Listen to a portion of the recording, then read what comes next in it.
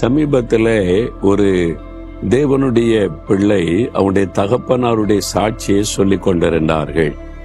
ஒரு இந்து குடும்பத்தை சார்ந்தவர், ரொம்ப பக்தியா இருந்தவர். ஆனால் திருமணமானது ஒரு கிறிஸ்தவ பெண்ணை திருமணம் செய்யக்கூடிய சூழ்நிலை வந்தது. அவருடைய மனைவி ஜெபம் பண்ணுவாங்க, ஆண்டவரை பெற்றுக் கொள்ளுவாங்க. ஆனா இவருக்கு அதிலெல்லாம் நம்பிக்கை இல்லை. ஆனா ஒரு சமயம் ஒரு கொடிய வியாதி அவரை தாக்கினது. வியாதியினாலே பாதிக்கப்பட்டு மிகவும் கஷ்டப்பட்டார். சொந்த குடும்பத்தாரே எவ்வளவு நாள் இவனை கவனிக்கிறதுன்னு ஒதுக்கிட்டாங்க. அதனால தன் மனைவியோடு தனியாய் வசிக்கிற சூழ்நிலை. அதனால இவருக்கு ரொம்ப துக்கம். என்னால சம்பாதிக்கவும் முடியல, சரீரத்திலும் வியாதி.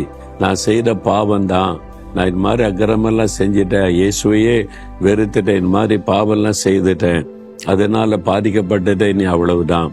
அதனால அவர் என்ன பண்ணினார், வேதனை தாங்க முடியல, வியாதி ஒரு பக்கம், வேதனை ஒரு பக்கம். அதனால தற்கொலை பண்ணி செத்தலான்னு முடிவு பண்ணினார். அப்போ ஆண்டவருக்கு டைம் கொடுத்தார். அவர் பக்கத்தில் ஒரு மில்லு இருந்தது. மில்லில் ஒரு அரை மணி நேரம், ஒரு மணி நேரத்துக்கு ஒரு முறை சைரன் கொடுப்பாங்க. அங்கே வேலை செய்கிறவங்களுக்கு இடைவேளை கொடுப்பதற்கு. அது ஊர் முழுவதும் கேட்கும். அவர் சொன்னாராம், இந்த சைரன் ஒலிக்கும் போது அதுக்குள்ள எனக்கு ஒரு அற்புதம் நடக்கணும், உண்மையான கடவுளா நீங்க இருந்தா எனக்கு ஒரு அற்புதம் செய்யுங்கன்னு கடைசியா ஒரு முறை பைபிள் ஆண்டவரை குறித்த ஒரு பாடலை பாடினாராம். சத்தமா பாடினாராம். ரூம கதவெல்லாம் மூடிட்டு. என்னன்னா, தூக்க போட்டு செத்துறன்னு கைத்து அந்த உத்தரத்துல மாட்டி தூக்கு கயிறு சுருக்கெல்லாம் வச்சுட்டார்.